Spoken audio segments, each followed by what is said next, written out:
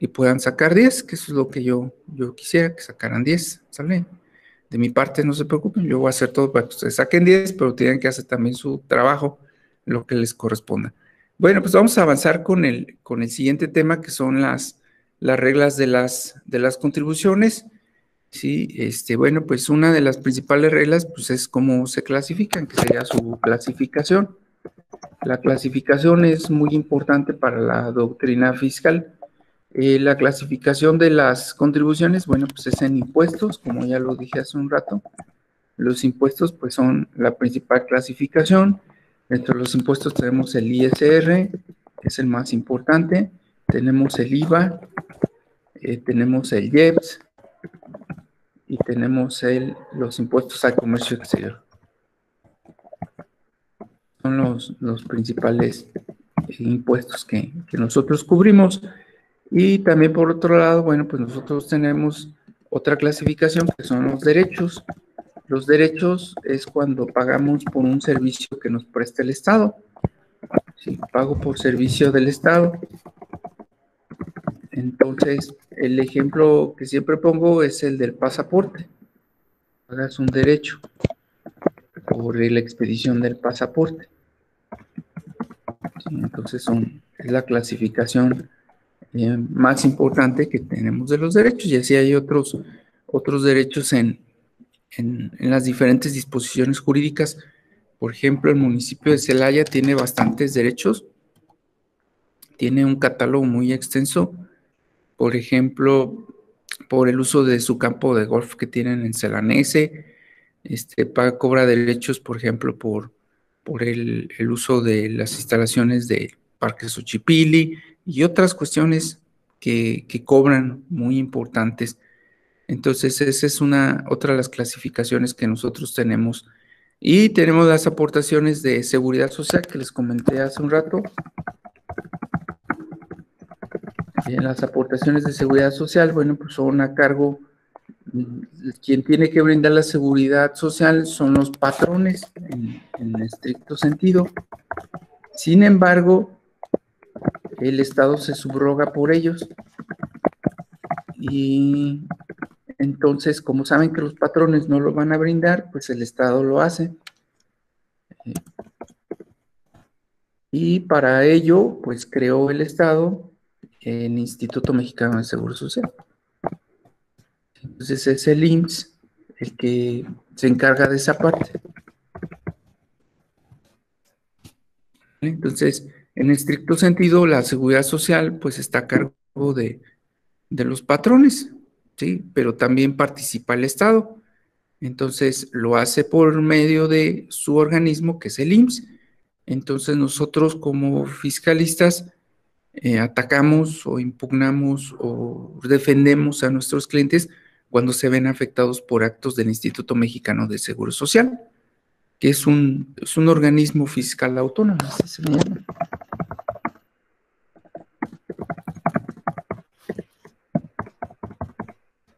Y pues cuando tenemos un trabajador, al trabajador se le tiene que tener asegurada.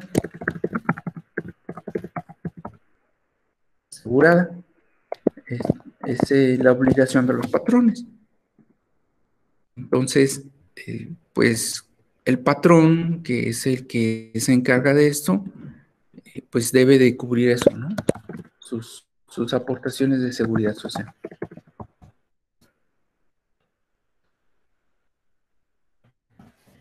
Y normalmente ustedes ya sabrán que hay muchos patrones que no los aseguran o no pagan. Entonces el IMSS, como organismo fiscal autónomo, se encarga de realizar auditorías para verificar a esos patrones. Entonces realiza auditorías, es decir, facultades de comprobación, y verifica el cumplimiento.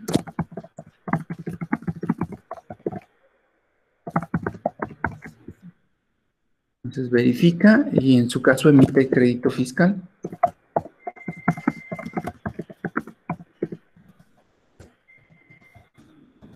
Entonces esas son las principales funciones del instituto como un organismo fiscal autónomo. es decir, cobra a los patrones que no están cumpliendo con sus obligaciones en materia de seguridad social. ¿Quiénes tienen derecho a la seguridad social? Pues ya lo puse aquí, todo trabajador o trabajadora tiene el derecho de gozar de la seguridad social. Entonces, pues no, normalmente hay mucha evasión, también igual que en materia de impuestos. Entonces, este organismo pues se encarga de estar verificando y cobrando. Esa es su principal función. Y de los impuestos, pues ya saben que se encarga tanto la federación como los estados, porque también los impuestos nosotros los tenemos a nivel federal y estatal y municipal, ¿no?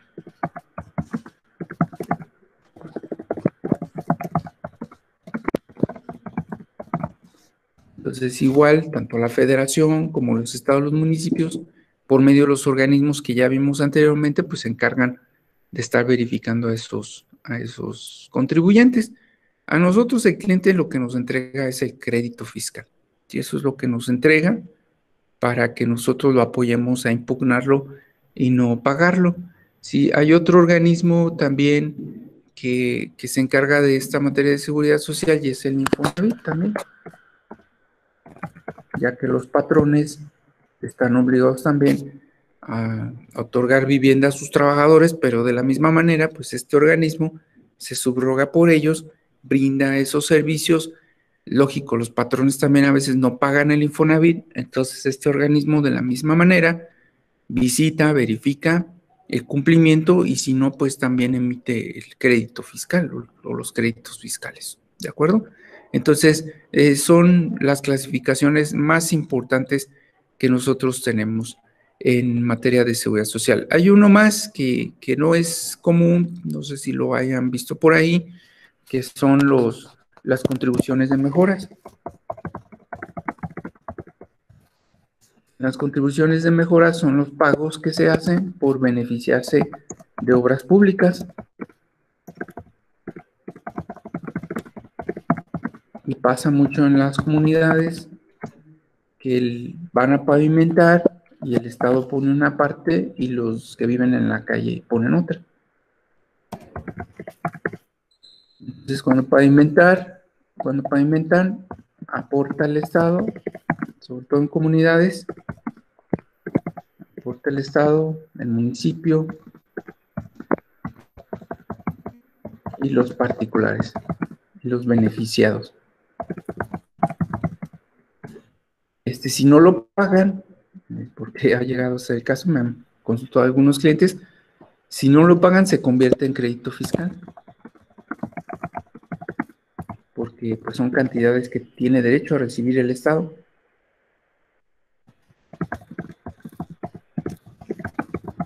Igual como crédito fiscal, pues se va a hacer el cobro coactivo, como ven en el examen, es decir, van a ir a buscar a la persona para que lo pague forzosamente. Entonces a fin de cuentas es una contribución obligatoria, si así lo quieren ver. Si hay personas que no lo pagan, algunas dicen es que yo no tengo para pagarlo, sin embargo se ven beneficiados o beneficiadas y pues se convierte en crédito cuando no lo quieren cubrir.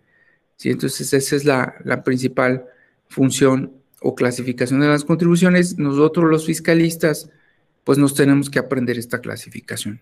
¿Sí? Eso es muy importante, es algo esencial, es básico que nosotros sepamos cómo se clasifican las contribuciones, ¿sí? Vamos a pasar a otro término que es muy, muy interesante.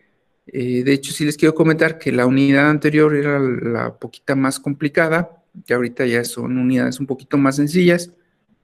En mi opinión, no sé, a ver ustedes cómo sienten esa parte. Y pues aquí nada más es de acordarse qué son los impuestos, qué son los derechos, qué son las aportaciones de seguridad social, qué son las contribuciones de mejoras. Y otro término muy importante son los accesorios. Que cuando compramos un carro te lo quieren vender con accesorios. Ese es un término que se usa mucho en los vehículos. Lo que es con accesorios, sin accesorios, o algunos otros productos, ¿sí? Por ejemplo, los teléfonos que dicen es que viene con accesorios.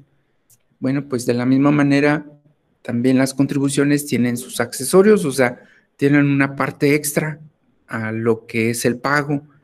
Entonces, cuando nosotros pagamos impuestos, pues lo hacemos de manera normal, sin accesorios. Entonces, los accesorios, pues es como, ¿cómo lo podríamos llamar? Como una especie de penalización por no pagar en tiempo y forma, por no pagar contribuciones en tiempo y forma.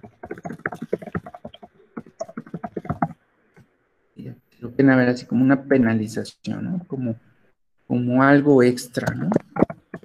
Algo extra a lo original, a lo obligado originalmente. Entonces son los accesorios. Y les digo, en otro ámbito, pues serían los complementos. Entonces aquí sí también le quieren llamar, pues es un complemento de las contribuciones, ¿no?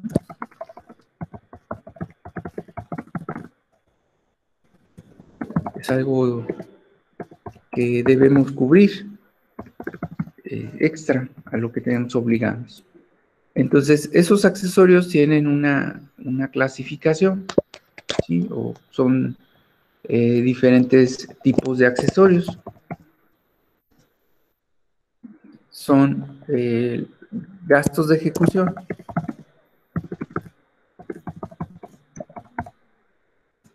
También tenemos los recargos. Tenemos multas. Vamos a poner abajo. Puede ser en el orden que sea, pero yo prefiero ponerlos acá abajo. Entonces son los extras. Y ahí la doctrina maneja otro concepto que no es muy común porque casi ya no pagamos con cheques, o algunas empresas todavía usan mucho los cheques. Sería la indemnización por cheque devuelto. Sería otro de los extras que pagamos a las contribuciones. Cuando se originan los accesorios, ya lo dije acá arriba, cuando no pagamos en tiempo y forma, en lo que nos correspondía, entonces estamos obligados a dar algo extra. Los gastos de ejecución, pues ustedes lo conocen en el ámbito, por ejemplo, mercantil, algo similar como los gastos de cobranza.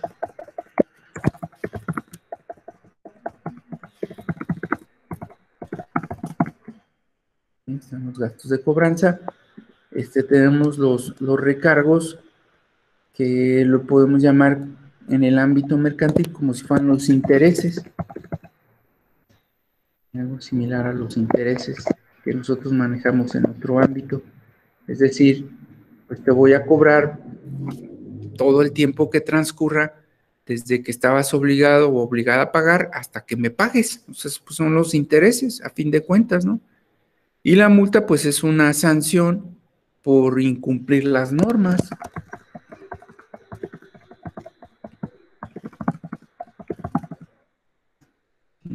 Es una sanción por hacer el incumplimiento, ¿no?, de mi obligación.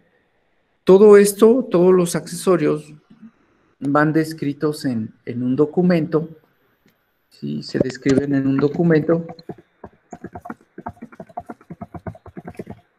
de manera fundada y motivada.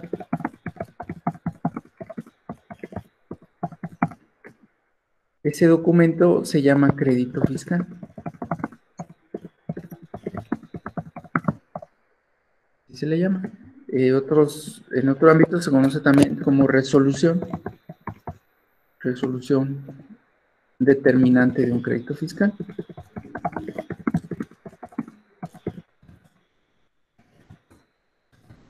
Este documento a nosotros los fiscalistas nos lo entrega el cliente, esta resolución, este crédito, nos lo entrega el cliente y lo impugnamos.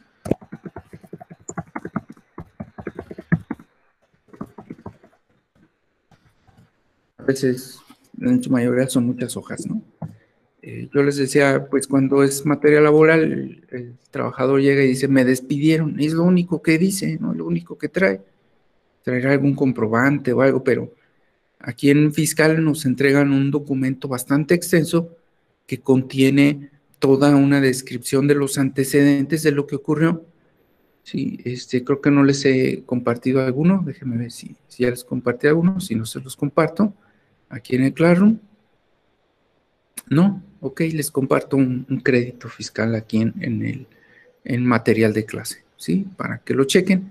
Entonces vienen todos los antecedentes, viene toda la descripción de lo que ocurrió, cuando revisaron al cliente, qué omitió, viene toda una narración de una historia, viene una historia para concluir que tiene que pagar, ¿sí? El crédito fiscal más los accesorios.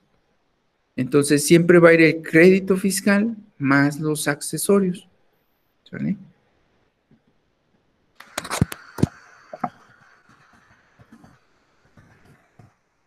Nunca va a haber un crédito fiscal sin accesorios, ¿vale? Es lo más común. Es decir, siempre va a tener esos accesorios. Cuando nosotros impugnamos el crédito e impugnamos los accesorios, ¿sí? Eso es lo que nosotros elaboramos en nuestros escritos de demanda fiscales o nuestros recursos fiscales. Pues trabajamos para echar abajo el crédito y los accesorios, ¿sí? Entonces, eso es lo más común. ¿Quiénes emiten las contribuciones? ¿Dónde están las contribuciones? Bueno, pues ya lo habíamos comentado, que en las contribuciones pues están establecidas en las leyes, en diferentes leyes.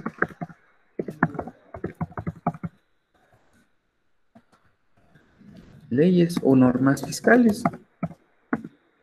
También les llaman normas tributarias. Tienen diferentes conceptos, ¿no? Entonces ahí están lo que son las contribuciones y sus accesorios están regulados en las disposiciones jurídicas, en las normas fiscales. Recuerden, por favor, que ya lo habíamos comentado, que esas normas o disposiciones fiscales las aplica el Poder Ejecutivo por medio de diferentes dependencias.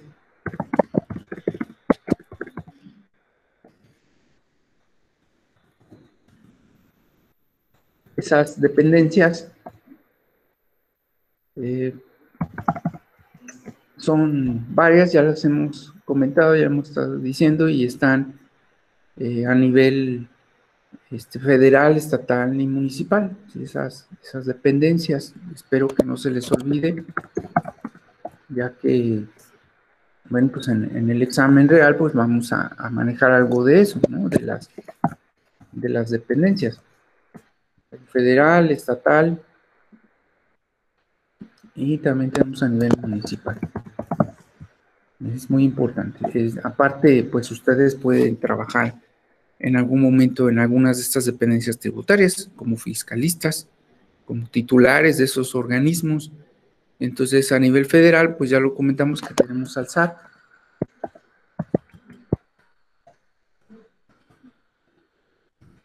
Tenemos el SAT se divide en varias áreas, que es la de auditoría, que es la que revisa. Ustedes pueden trabajar allí en el área de auditoría del SAT. Ya si después quieren hacer su servicio social ahí en el SAT, pues ya me avisan para analizarlos ahí con alguna persona que los apoye a hacer su servicio social y conozcan todas estas áreas que estamos comentando. Área de auditoría tiene un área de recaudación, que es la que cobra. Tiene por ahí el área de aduanas. Tiene el área de servicios al contribuyente o asistencia al contribuyente.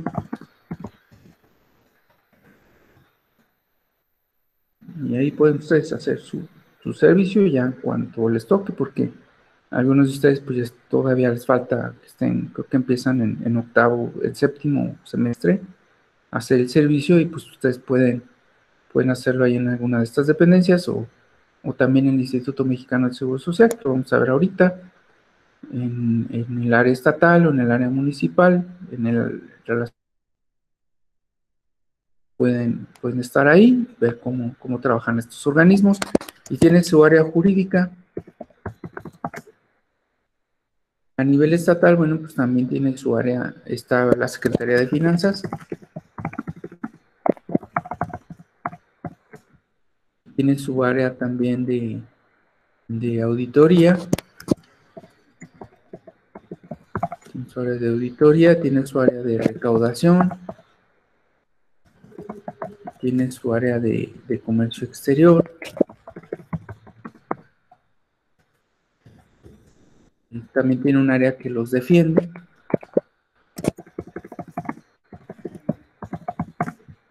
También ustedes pueden en un futuro laborar en esa área de defensa jurídica, que es la Procuraduría Fiscal del Estado.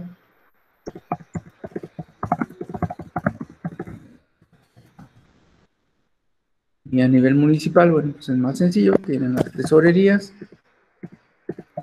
también tienen sus verificadores o auditores y tienen su área de recaudación. Los municipios luego a veces subcontratan estos servicios.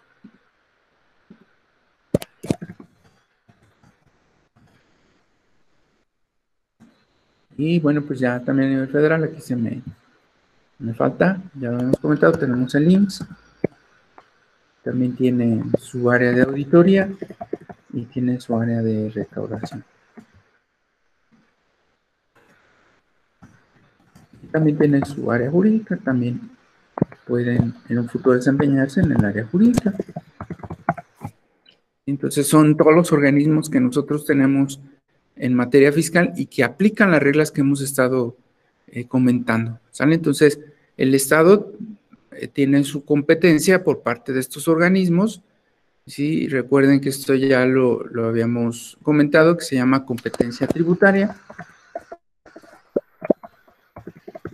Venía incluso en el examen, porque la potestad implica la creación de los impuestos o de las contribuciones. Entonces, esto deriva de un principio que nosotros manejamos en materia fiscal que se llama nullum tributus sine lege, si no hay tributo sin ley. Esto también aplica en materia penal. No hay pena sin ley, nullum pena sine lege. Entonces no hay pena sin ley en penal, aquí no hay impuestos sin ley, no hay contribuciones sin ley. Son principios básicos en materia jurídica. Está sujeto también al principio de jurídica, ¿no? Que también tienen relación estrecha con esto. Entonces, por un lado está la autoridad, ¿sí? Están las autoridades por medio de dependencias, que pues son autoridades, y por otro lado tenemos al contribuyente. ¿Sí? Ahorita vamos a pasar a ese término, que es el contribuyente. Entonces, ya descritas las autoridades, ustedes pueden elaborar, asesorar o demandar a alguna de estas autoridades a nombre de un cliente. Entonces, tenemos a los contribuyentes, en relación con las contribuciones, tenemos a los denominados contribuyentes. ¿Quiénes son los contribuyentes? Bueno, pues son personas, ¿sale? Son personas, son físicas y morales. Físicas, pues una sola persona, o morales, compuesta por dos o más personas. Entonces, los contribuyentes son personas físicas o morales. Estas personas, pues, están obligadas a contribuir. Es decir, a pagar impuestos. Ustedes lo conocen como pagar impuestos. Están obligadas a contribuir, pagar impuestos o contribuciones. Pagar, contribuir.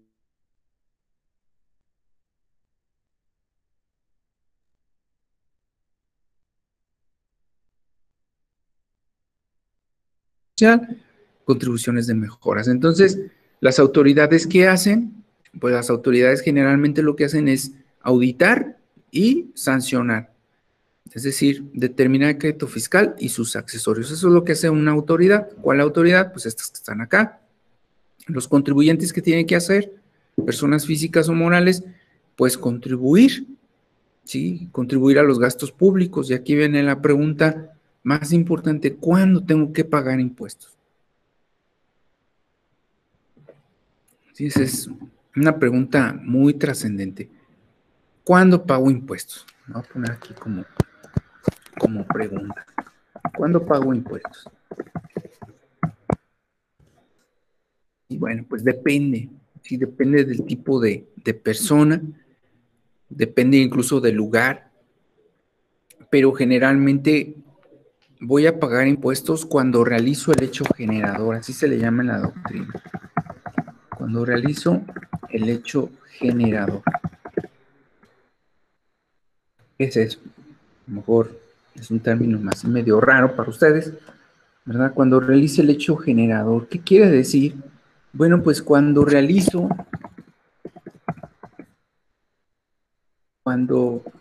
igual de realizar, porque si no sería igual realizo, cuando ejecuto una conducta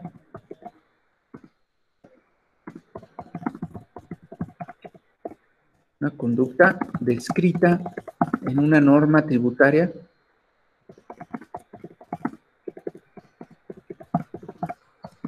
por la cual se genera como consecuencia el pago de contribuciones.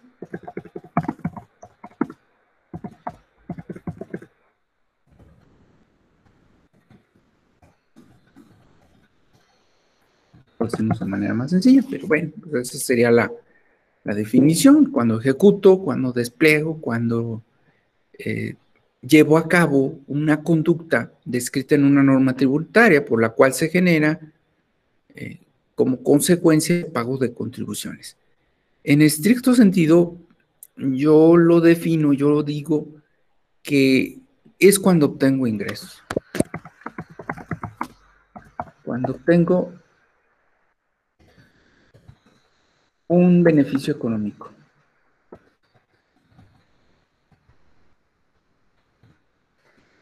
Es decir, cuando hay dinero de por medio.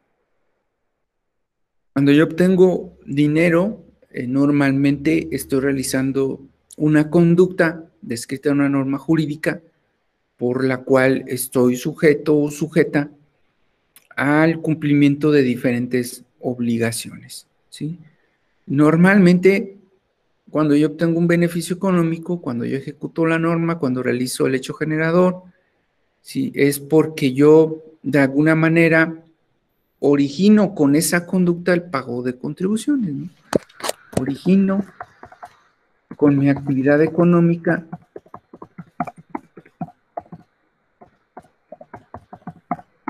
el pago de contribuciones. O bien, sí, a veces no es estrictamente solo el pago, a veces nosotros tenemos obligaciones de forma también, o sea, cumplir con formalidades. Estas formalidades, bueno, pues las vamos a ver más adelante, pero se las comento de una vez, pues es inscribirse,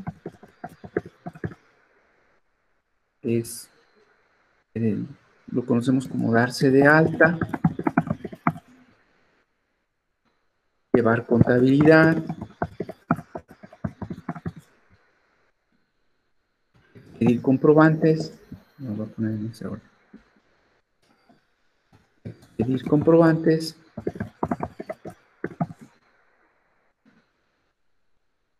fiscales, presentar declaraciones. Esto se le llama obligaciones formales por la doctrina. Esta de arriba del pago de contribuciones es una obligación de fondo.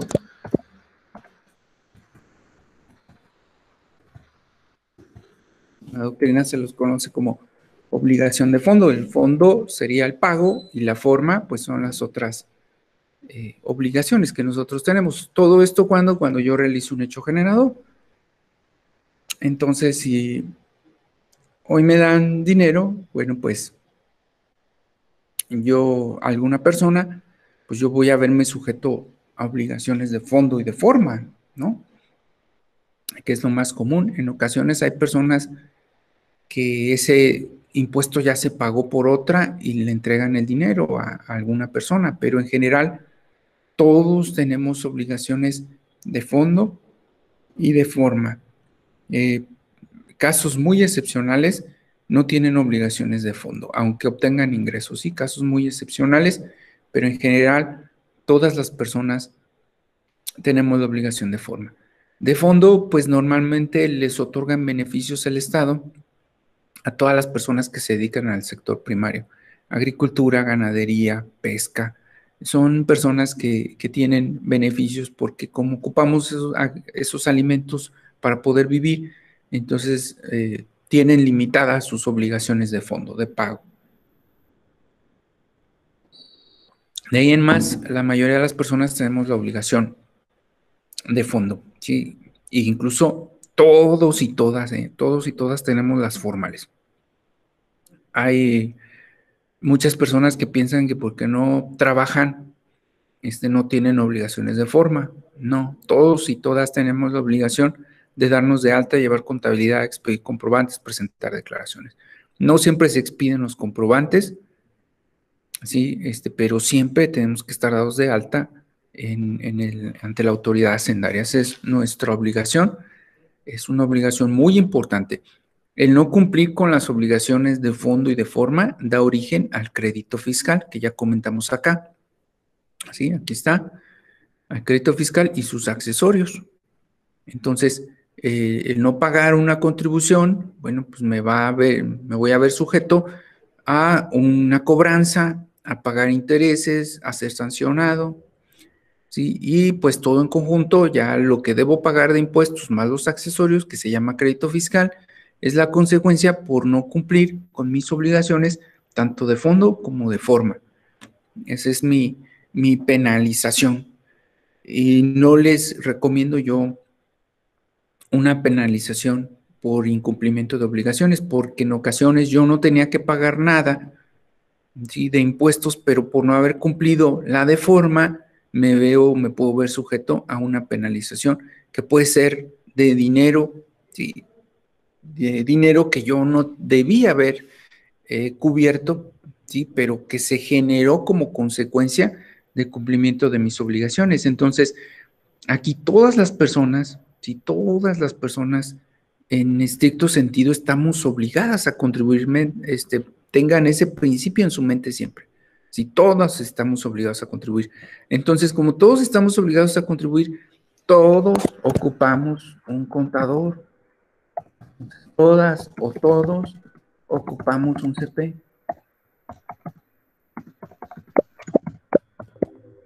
¿Sí? Es un asesor en esa materia. Ese sería lo ideal. Hay muchas personas que no, dicen, no, yo lo hago. No, yo no necesito eso. Todos y todas, porque un contador público pues nos va a apoyar, asesorarnos cuando tengamos que pagar impuestos. Nos va a indicar cuando estamos realizando un hecho generador o no.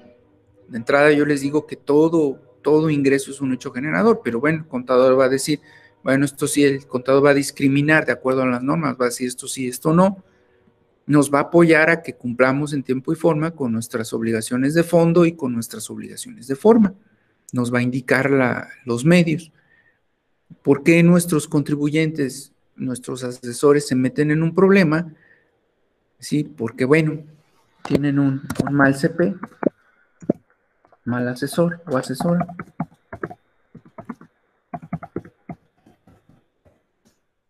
¿Sí? Eso es por lo cual se pudieran meter en problemas de crédito fiscal,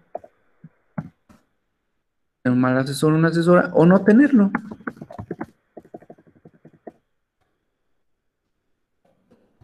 Es lo normal por no tenerlo a ese asesor.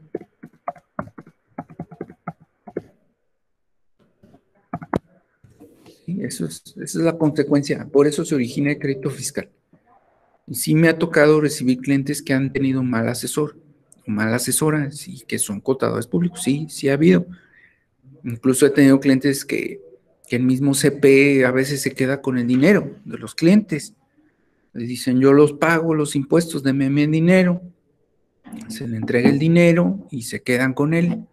Sí hay, o sea, no crean que todos los profesionistas actuamos a veces con ética. Sin embargo, pues ya si ese CPI incumple, pues podríamos demandar más adelante, ¿sí? Por incumplimiento de sus obligaciones como profesionista. Entonces, esas son las contribuciones, ¿no? Eso es el hecho generador, que es una actividad económica, es una conducta y nos va a llevar a cumplir obligaciones de forma y de fondo, ¿sí? Entonces, las personas físicas o las personas morales, ese hecho generador lo realizan en una fecha determinada, en una fecha específica. La fecha es muy importante. Así como, por ejemplo, en materia penal, los hechos son muy importantes, aquí es la fecha. Y la fecha es trascendental porque de acuerdo a la fecha se aplicarán las disposiciones jurídicas. Entonces, de acuerdo a ella, se aplican las disposiciones jurídicas.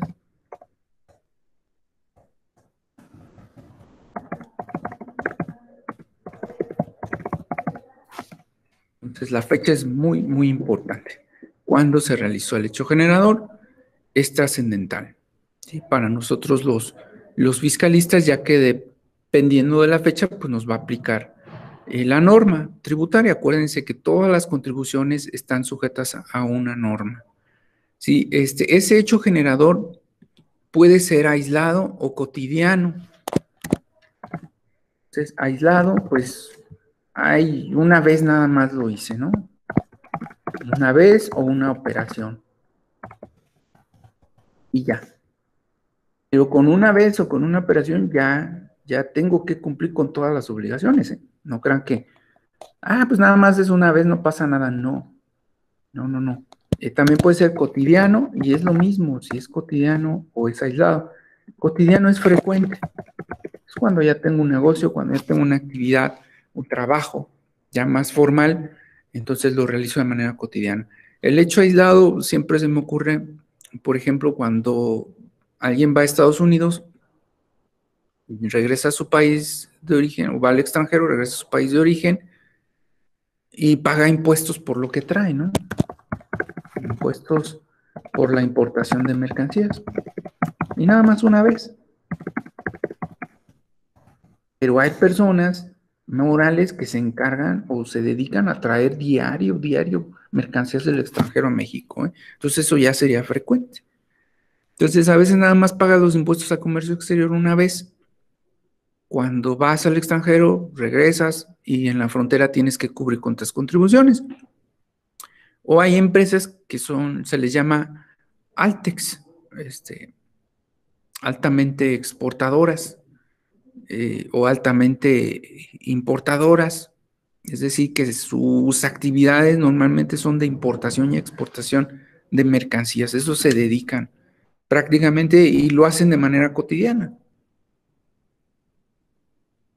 Realizan el hecho generador en una fecha determinada. Entonces, cuando yo realizo el hecho generador, cuando lo llevo a cabo, tengo que pagar las contribuciones.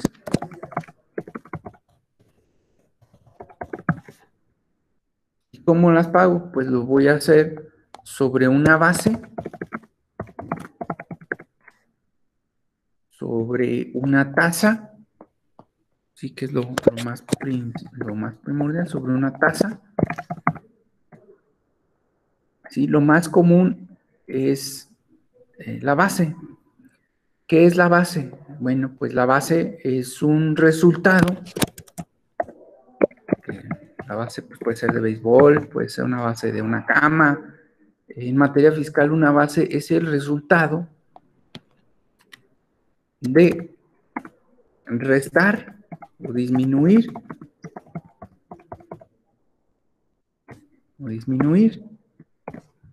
Vamos a poner el resultado de restar o disminuir ingresos, gastos pérdidas,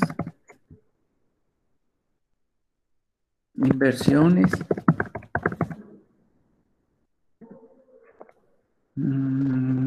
depreciaciones, entre otros conceptos, ¿no? Entonces voy a decir, por un ejemplo, ¿no?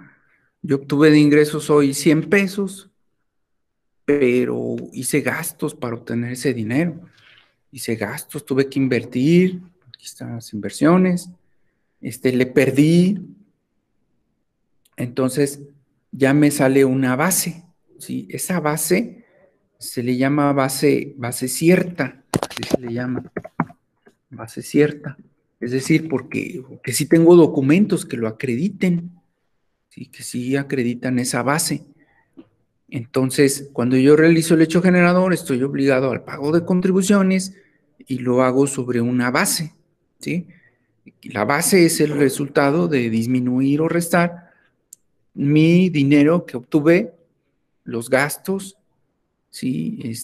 Las pérdidas, e incluso en algunas cuestiones, la base, en algunos impuestos, la base son por ejemplo, litros, kilos, grados, también son la base. Esto es en el IEPS, normalmente dependiendo de los litros, de las calorías también, grados, calorías. Entonces la base también está sujeta no solo a ingresos, a gastos, a pérdidas, inversiones, también está sobre litros, sobre kilos, sobre grados, calorías, y así nos cobran impuestos qué tantas calorías tienen las papas fritas, qué tantos grados de alcohol tiene una botella, cuánto pesa algún producto, y en base a los kilos, en base a litros, ¿sale? Es lo más común, la base. La tasa es prácticamente aplicar un porcentaje, ¿no? Y casi siempre se le aplica a la base. ¿Sí? La tasa es aplicar un porcentaje. Ese porcentaje pues puede ser progresivo, ¿no? ¿Qué quiere decir? Pues desde un 0.1% hasta 500%, ¿no? Sería, dependiendo del impuesto, del gravamen, se aplica una tasa determinada. Ese porcentaje normalmente queda fijo, ¿sí? Y se aplica casi siempre sobre una base cierta, ¿sale? Hay otro tipo de base que si no tienen dudas, no sé si vaya muy rápido, esto es muy interesante, pero es algo técnico. No sé si hasta aquí tengan alguna duda para complicar un poquito este diagrama. No sé si tengan dudas. No le ¿No? ¿Sí se explica o no me entendieron? Sí, todo claro. ¿Sí? Porque sí está medio... Buenos días, doctor. Buenos días. Buenos días.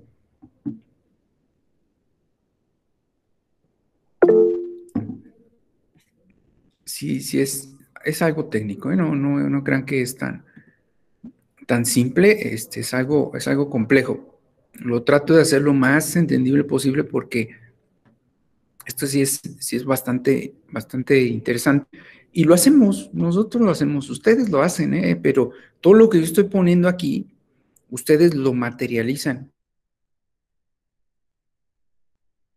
Algún ingreso, un depósito, o cuando compran, van y compran en algún lugar, también están materializando esto, porque también el gastar implica que tenemos capacidad de contribuir, es decir, tenemos capacidad de pagar contribuciones, ¿sí? Entonces es otro término que vamos a ver más adelante.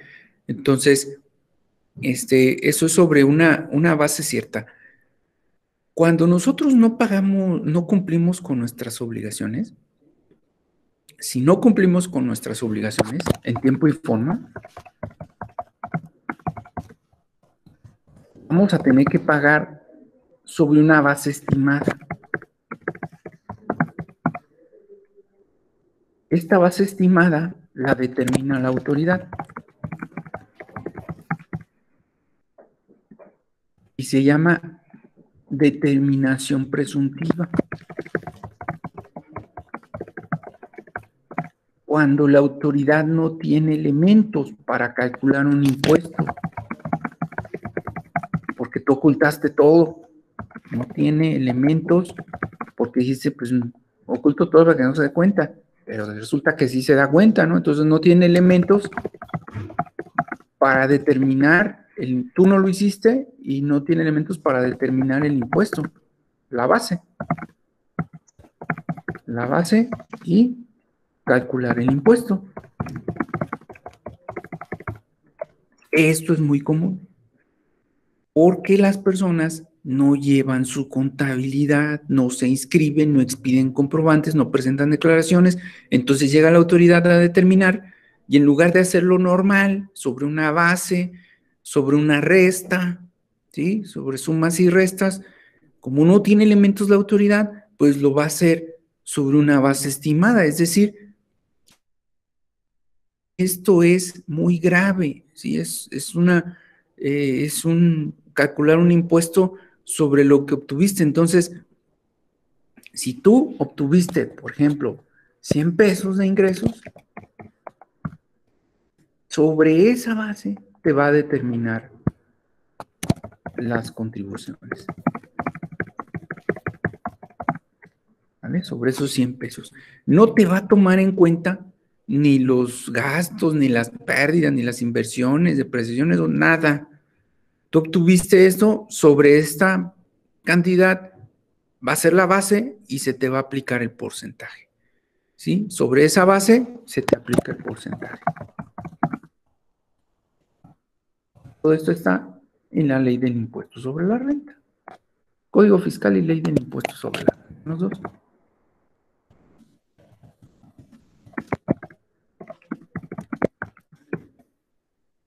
Es muy grave, ¿no? No se lo recomiendo a la presuntiva, ¿eh? Entonces, por ejemplo, yo les puse aquí 100 pesos, pero caso real de un cliente, de una clienta, ¿no? Sus ingresos fueron de 5 millones.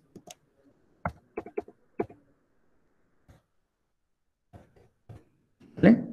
Pero tuvo gastos de 4,900,000 pesos. O sea que su base era muy poquito dinero. Su base eran como 200,000 pesos en realidad. Esa era su base.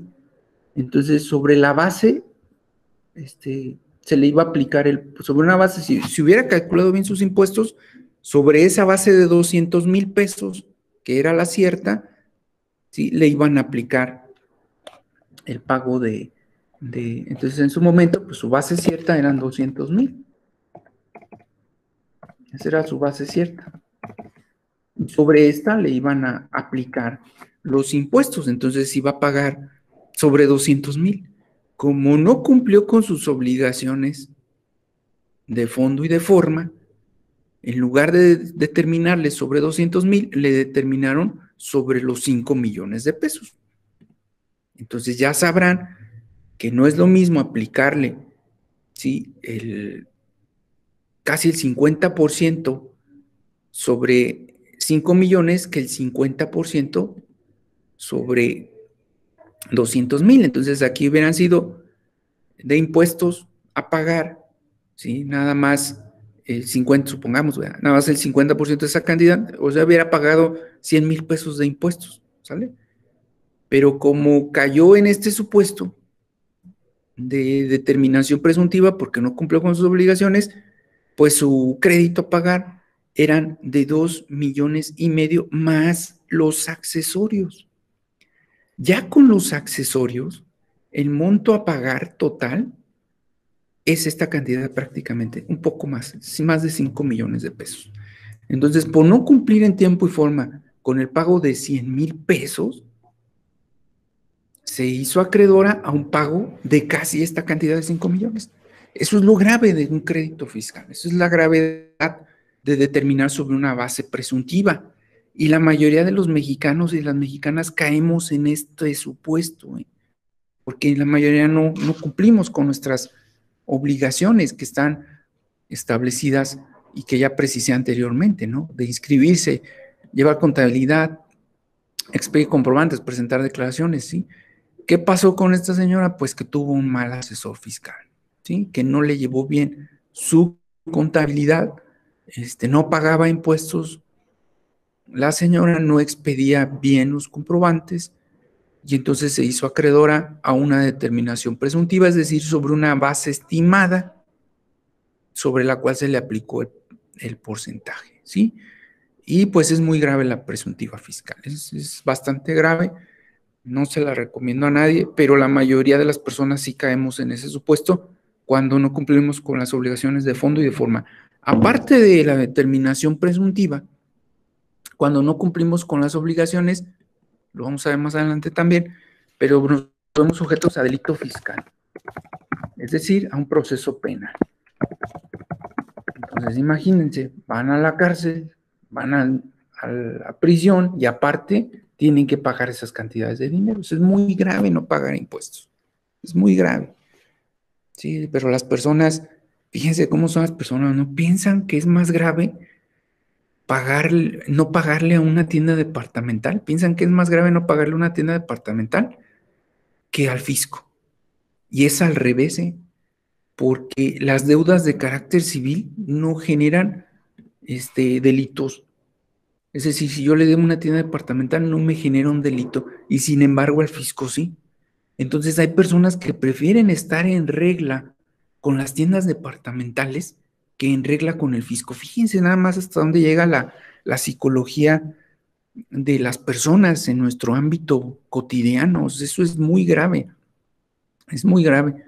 Lógico que tenemos que cumplir con ambas partes, pero si hacemos una diferenciación, yo siempre les recomiendo más estar en regla, pagar las contribuciones en el tiempo y forma establecidos que pagarle a una tienda departamental.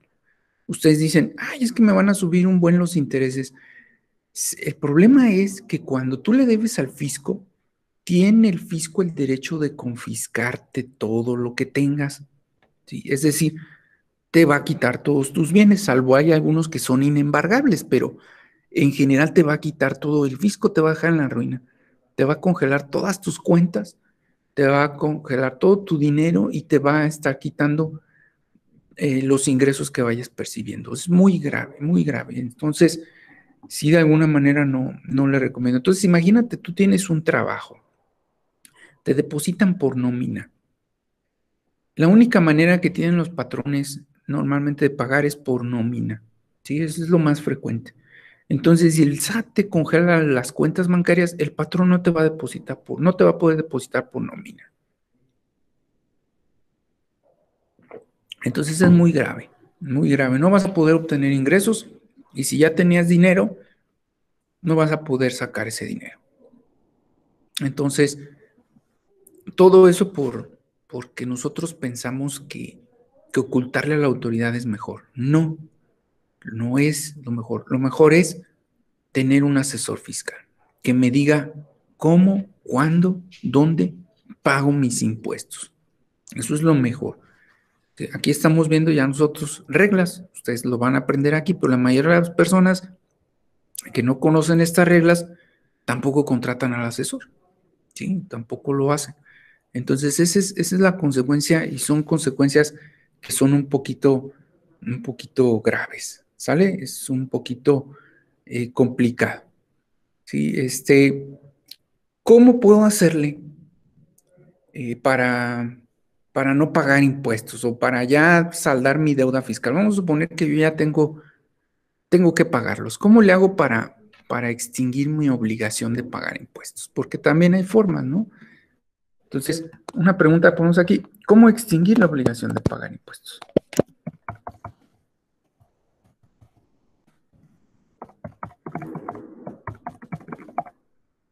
Mira, vamos a ver este tema. Concluimos esta unidad la siguiente semana, ya nos falta poquito y vemos la otra, iniciamos con la otra unidad.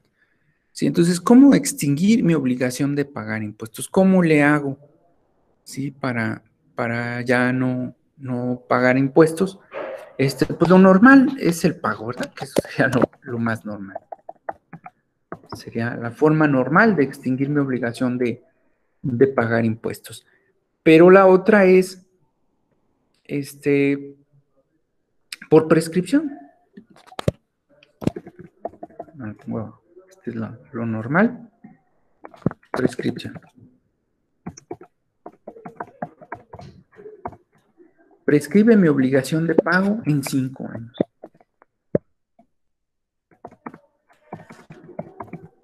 ¿Sale? Ojo, si estoy en regla, ¿sale? Porque si no, se puede extender hasta 10. Esta es la regla general, ¿sí? Vamos a dejarla así, que son 5 años, ¿sale? Que es la facultad.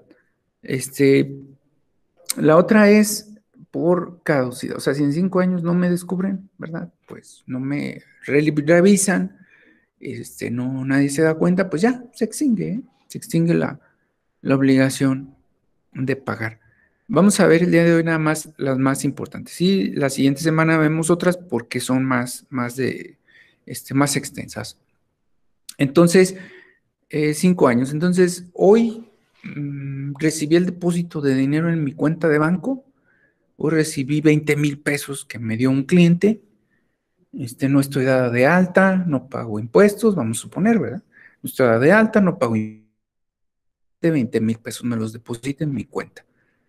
A partir de que, ¿cuándo debo de pagar los impuestos? Bueno, pues los impuestos se declaran de manera mensual. Entonces, se supone que el mes siguiente, es decir, en septiembre, yo debo declarar esas cantidades. No lo hago. Mi siguiente oportunidad sería en la declaración anual, es decir, en el siguiente año. Entonces, a partir del siguiente año, que debo presentar mi declaración anual, van a tener que correr más de 5 años de que yo no pague impuestos. Del año siguiente que yo presenté mi declaración o que debía haber presentado mi declaración anual. Entonces es un poquito más de 5 años. Por ejemplo, si recibí el dinero en enero, pues casi son 6 años. Prácticamente casi son 6 años, ¿sale? Entonces ese es lo promedio. La otra es la caducidad. ¿Qué implica? Que las autoridades tienen 5 años para irme a revisar, para revisarme.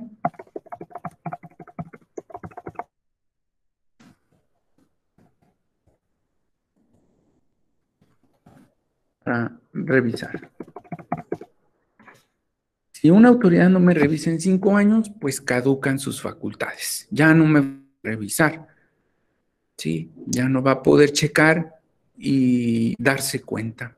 Si yo no estoy dado de alta, no pago impuestos, no presento declaraciones, se va a extender a 10 años. Entonces, pero la autoridad no se tarda tanto, casi siempre a los 5 años los extingue. No he visto yo que una autoridad llegue después de 5 años. ¿Sí? No es muy común porque pues, puede estar sujeto a impugnaciones. Entonces, son las formas normales en que yo puedo extinguir una obligación fiscal. Entonces, reitero, lo que deberíamos de hacer, pues es el pago, ¿no? Entregarle al fisco el dinero. Ya vimos que si no le entregamos el dinero al fisco, se puede quintuplicar el adeudo en un momento determinado, ya con los accesorios. Entonces, si ahorita yo nada más de impuestos iba a pagar 10,000, ustedes pueden decir, ay, pues es que es mucho 10,000. Sí, pero el día que te determinen un crédito fiscal no van a ser 10,000, sí van a ser 100,000. Ese es el problema. Entonces, ¿qué prefieres? ¿Pagar 10,000 ahorita o 100,000 después? Entonces, ese es el problema. Eso es lo que la gente no piensa, ¿no?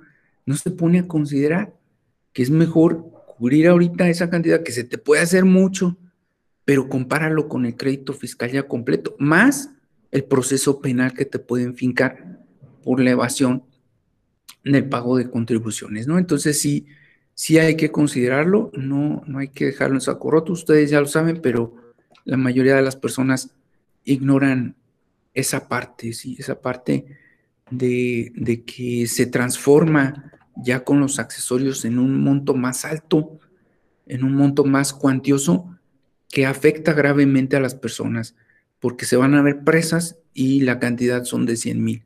Y pues va a venir el remordimiento, van a decir, híjole, ¿y por qué no pagué los 10,000, hombre, ¿por qué mejor no hice caso? No me acerqué a un asesor, una asesora fiscal para cubrir realmente menor cantidad a la que estaba originalmente pactada. Pero eso es lo común. ¿Qué quieren además las personas ahorrarse? Quieren ahorrarse los honorarios del contador.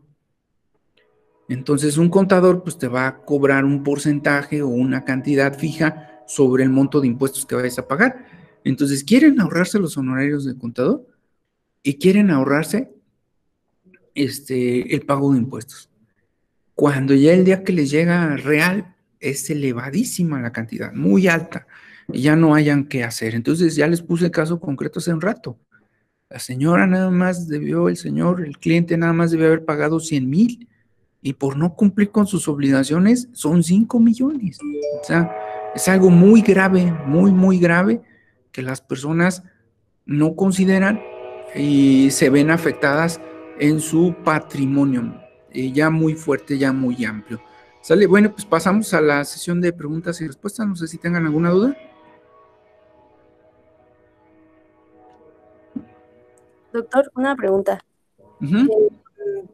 Sí, adelante. Entonces, aun cuando yo estoy trabajando y me depositan la nómina y todo, mi patrón se supone que hace como sus pagos con el SAT, pero entonces aún así yo tengo que tener como mi contabilidad aparte. Fíjate que el SAT acaba de modificar algunas reglas y ya nos obliga a todos y todas tener activos el buzón tributario, así se le llama. El buzón tributario es como un medio de notificación entre autoridad y particular. Estamos de acuerdo que tú no sabes usar el buzón tributario, ¿verdad? Entonces, ocupas un contador que te maneje esas cosas, esas cuestiones. Entonces, realmente es indispensable. Es indispensable porque ahí te puede llegar una notificación sin que tú te des cuenta. ¿Qué dice la legislación fiscal? La legislación fiscal dice que si tú trabajas para un patrón, ¿sí? Si tú llevas a cabo actividades de un solo patrón, bueno, pues el patrón va a ir reportando tus ingresos y todo eso, pero la obligación de presentar declaraciones es tuya, no es del patrón. Entonces tú cada año deberías de estar metiéndote, deberías de tener tu firma electrónica y deberías estarte metiendo cada año a presentar tus declaraciones anuales, a ver que todo esté bien por lo menos. ¿Sí? La mayoría de las personas siempre tenemos impuestos a pagar o saldos a favor, que vamos a ver la siguiente sesión. Entonces, aunque tú seas trabajador o trabajadora, siempre debes tener un contador o contadora, pues que te apoye en esas partes que tú no sabes, que tú no conoces y que principalmente pues es el uso del buzón tributario. Si tú te puedes meter a tu buzón tributario, tú puedes meterte a la aplicación de tus cuentas, tú lo puedes hacer sin necesidad del contador o contadora, no hay problema. Sí, pero no hay nada como un especialista que te pueda apoyar. Y pues ocupas tu fiel. La firma electrónica se ocupa ya para varias cosas, fíjate. No solo para pagar impuestos, se ocupa para tramitar una cédula, se ocupa para tramitar una demanda de amparo, una demanda fiscal, ocupas también tu firma electrónica. Ya la firma electrónica se usa incluso para actos de comercio, para muchas cosas se usa. Entonces, todas y todos deberíamos de tener ya nuestra firma electrónica. ¿De acuerdo? Y el código, las disposiciones fiscales nos obligan a que todos debemos entrar al buzón tributario. Si tú no entras al buzón tributario, te pueden sancionar la autoridad. Y además, te puede notificar algo ahí que no te des cuenta y se te van a ir los plazos para cumplir con tus obligaciones. ¿Vale? Entonces, en conclusión, pues sí deberías de preocuparte y ocupar un poquito de que alguien te esté asesorando, no solo tú, todos, ¿verdad? Para el cumplimiento de nuestras obligaciones fiscales. ¿Sale? ¿Alguna otra duda?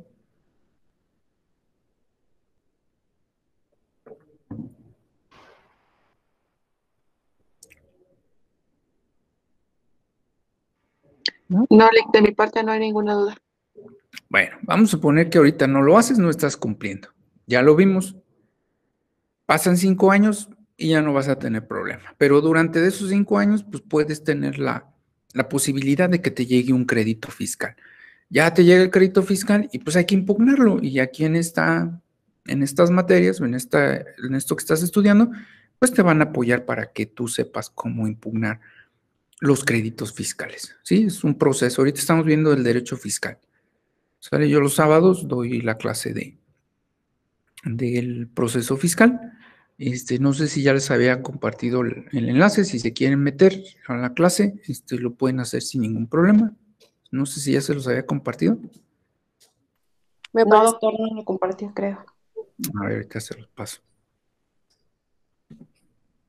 Nada más que es a los sábados temprano, los sábados a las 7. Clínica procesal, ¿no, licenciado? Sí.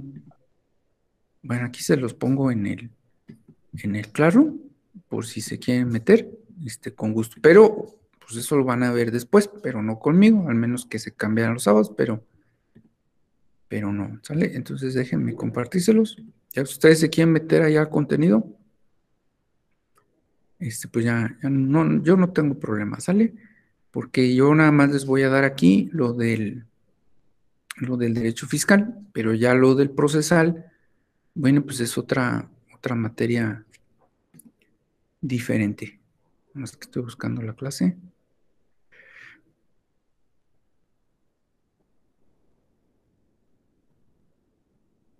Caray, no lo encuentro. Aquí está. Ahorita les pongo aquí el enlace.